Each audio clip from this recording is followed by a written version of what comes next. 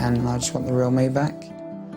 Today, for the final session of the course, the group are gathering for their last meal together. The group have worked really hard over these last 8 weeks, and I'd like them to celebrate that fact. I've asked them to bring their friends and their families here today to have a meal in a restaurant. I'd like the group and those closest to them to start thinking about the future and the steps they might need to make towards recovery. I'd like to think that today is going to be positive for Mum and Dad, with them meeting other people going through it and meeting other family members. Adam's very keen to meet people who are in the same boat as we are, but it'll probably be quite good for him to get some support from people who are like him. It's kind of nice to meet everybody's families, and it's nice to have Richard here with me for a bit of moral support. Having my mum with me reminds me of why I'm doing it and what's important to me. So, yeah, feeling quite positive today. So I've brought everybody here today to celebrate the hard work that everybody's put in over the last 8 weeks, and I wanted people's friends and family to be here to celebrate that with us. To prove to themselves how far they've come, the group will be having a 3-course meal. Could I have the butternut squash to start? And the leg of lamb for me. And can I have the fillet of salmon, please? Over the last 8 weeks, the group has overcome some huge personal challenges. Thank you very much. Looks lovely, actually. Come on. Ashley's food anxieties left him unable to cope with everyday life. I literally have no idea what's in any of this. I'm just want to get out of here. Just get whatever I need and just, I don't really want to be here, to be honest. But today, with his confidence growing, he's beginning to enjoy his food again. Well, 8 weeks ago, Ashley wouldn't have even sat in a room with anybody in it, would you really? So to be around a table with all these people is a massive step, really. Yeah. Let alone eating lamb. Yeah. So I'm getting greedy now, aren't I? To be honest, I'm just turned into a pig. Well. I think there is still that part of me that wants the lettuce leaf with a bit of tuna on it, but I just think it's outweighed now by the part of me that just wants to recover. I think Ashley's beginning to realise that eating is just a part of life. It's not this devil that's going to destroy him. I do feel that together, recovery is definitely on the horizon. Anorexics can recover. Recovery doesn't always mean losing all of your anorexic thoughts. But as you get better, so other emotional things, perhaps enthusiasms, interests and so on, begins to creep back and take over so that your life is not then dominated entirely by anorexic thoughts. Do you like your salmon then? It's really nice, yeah. Love it. Fiona's constant battle with her body image has shattered her self-esteem. I think when I try and wear nice clothes, it's as though I'm trying to pretend that I'm attractive, and I know that I'm not, so it feels like a lie. But now, by taking a risk and trying new things, she's proving that she's moved on. I've never tried butternut squash before. It's really nice. Like, oh my goodness, I love this. It's lovely. I think what I've started to learn is that it's okay to challenge yourself, and even just pushing yourself a little bit, it's not going to make everything fly out of control. Seen a little bit of the old Fiona come back. She's enjoying herself a lot more. She's going out with her friends, and she's becoming the old Fiona we used to know. Nice. Yeah, looks lovely. Ash? Absolutely wonderful. Is it? Okay. Yes, absolutely The beautiful. taste is nice. Yeah, really nice. At the start of the course, Roz's life was dominated by her obsessive fear of food. You've already got oil on it.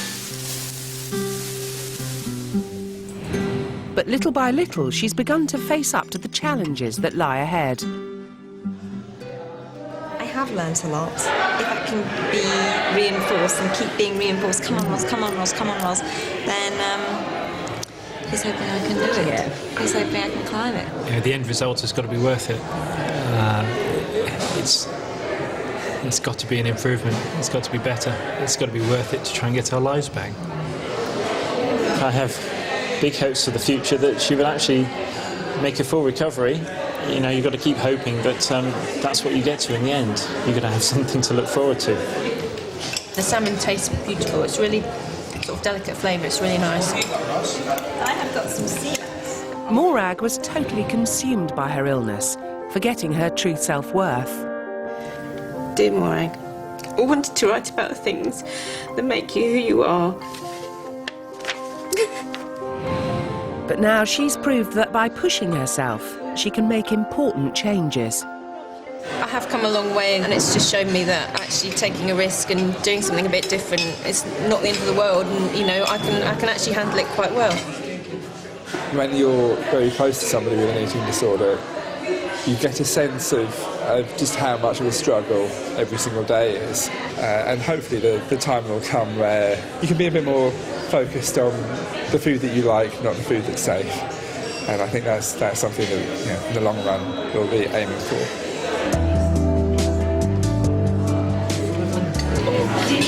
Dig in. Let's do it then. To end their last meal, the group are giving themselves one final push. Dessert. That's really nice. It really tastes cinnamon though. Yeah. Although recovery can be a really long and slow process, I'm really hoping that with the help and support of their families and the skills they've learned on the course, the group can go on and make a full recovery.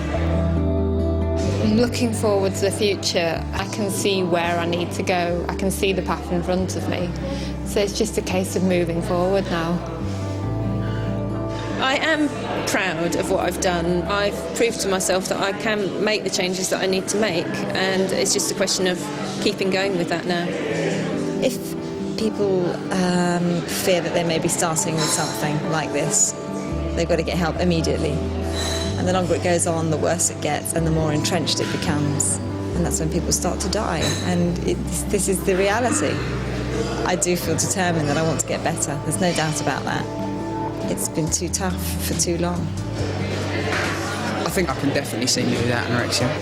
I'm going to prove to myself that the real me is still there and bring it on. Bring it on.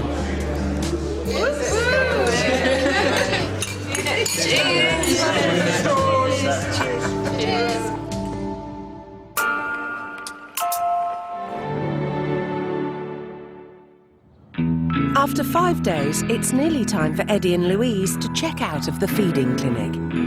Before they leave, Dr. Christian wants to give them their 12-week diet plans. OK, well, it's your last day today. You've got there, you've made it through the entire week, haven't you?